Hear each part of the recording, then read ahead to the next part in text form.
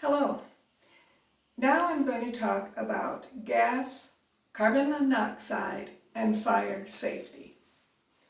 Although they are three separate safety issues, they do have many things in common.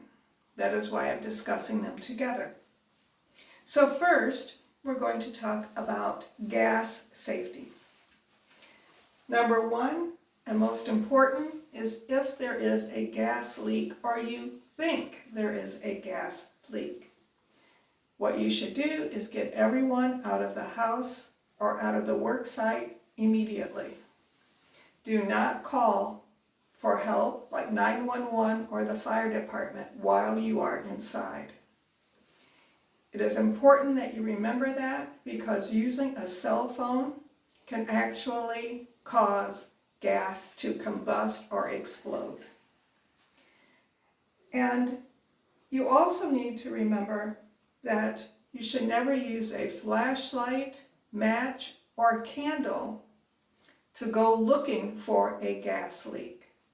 Again, they can also cause gas to combust or explode.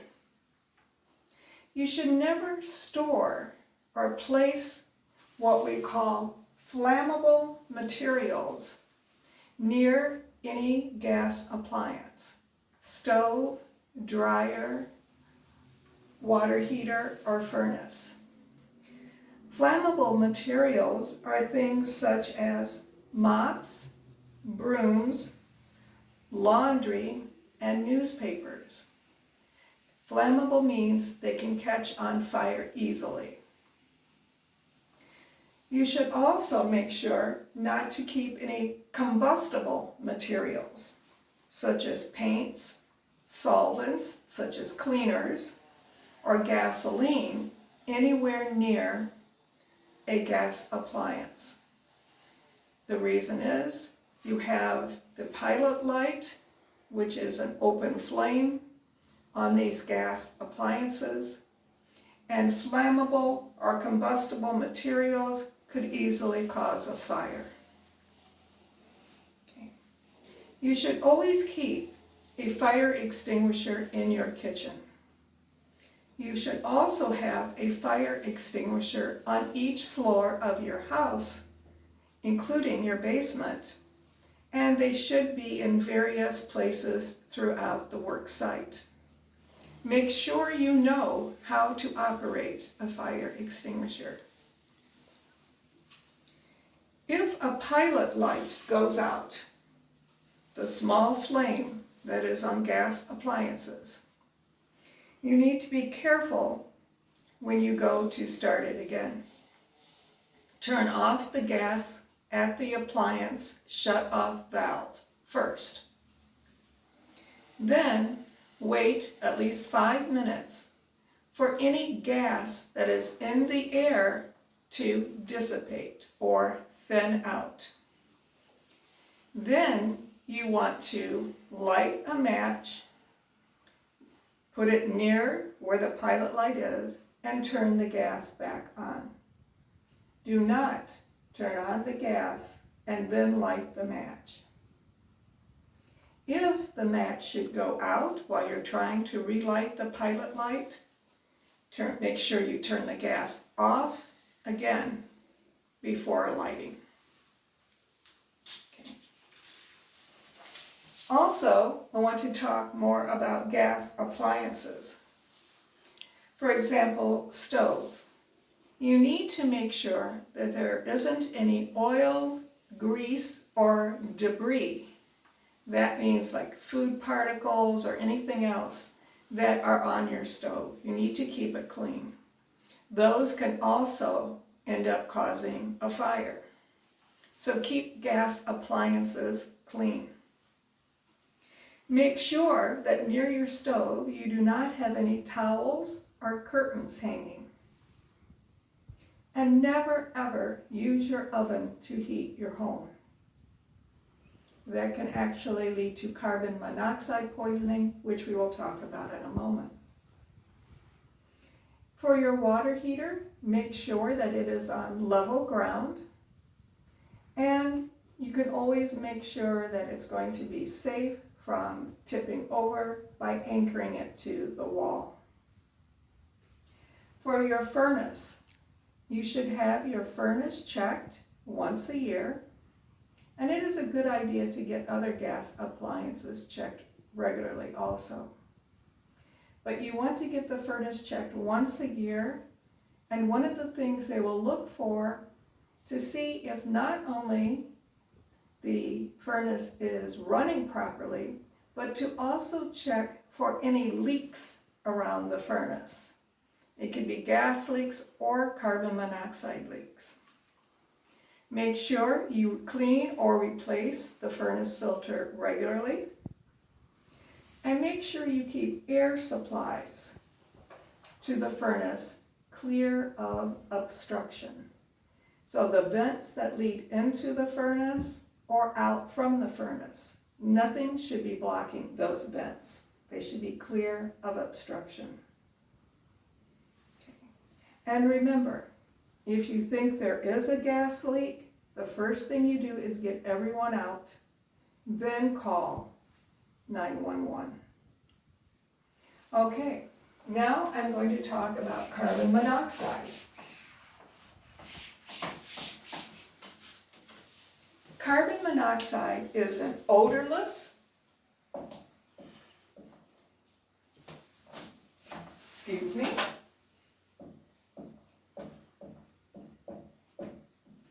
colorless gas. There is no smell and there's no color to this gas. We call it the silent killer.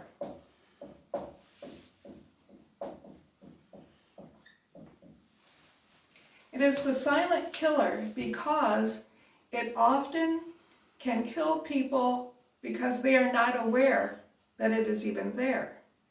You cannot smell it, you cannot see it. Carbon monoxide poisoning can happen from several different ways. But first I want to talk about how carbon monoxide is actually produced, how it is made. In the home, it is produced by burning fuel, such as in cars or trucks, running small engines, from your stove, from using lanterns that are run by fuel, grills, fireplaces, portable generators, and your furnace. And at work, carbon monoxide is produced or made by burning natural gas, gasoline, kerosene, oil, propane, coal, or wood. All of those can produce or do produce carbon monoxide. Who is at risk of carbon monoxide poisoning? Everyone. Carbon monoxide poisoning affects your nervous system, all of your nerves, your respiratory, and it can actually lead to death. But especially people who are elderly, the very young, like infants and young children, or people who have heart or breathing problems are more susceptible or likely to be impacted by carbon monoxide. Many deaths by carbon monoxide happen when people are sleeping. They are asleep and breathing in the carbon monoxide, they do not become aware of it, and it can kill them in their sleep. How do you prevent carbon monoxide poisoning? First, have the water heater, furnace, and other gas appliances checked regularly. Furnace should be at least once a year. They will look for leaks of any carbon monoxide.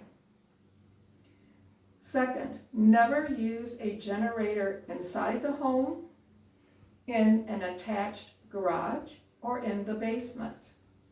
And also make sure that it is at least 20 feet away from any windows, outside doors, or air vents leading into the house. because those portable generators do give off carbon monoxide. If the generator is too close to the house, it can actually seep in. Make sure that all gas appliances, stove, water heater, furnace, dryer, are vented to the outside. They have a pipe that leads, or a vent that leads to the outside. Again, never use a gas oven to heat your home. Do not run your car in an attached garage. And every home should have a carbon monoxide detector. This is an alarm similar to a smoke alarm, and this is battery operated. This one costs $28. Every home should have one of these, either near the kitchen or near the basement where you have other gas appliances. It is not a bad idea, it is good to have more than one. One in the kitchen area, one in the basement area where you have your furnace and water heater. If the carbon monoxide detector goes off, the alarm goes off, you need to get everyone out immediately. Do not look for a gas leak. The carbon monoxide detector is telling you carbon monoxide is in the air. You need to get out. Call 911 away from the home. Do not spend time calling while you're still inside. So now I'm going to talk about some fire safety tips.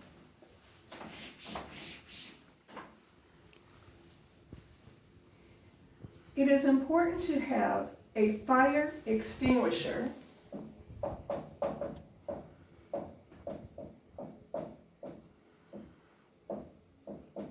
in the kitchen.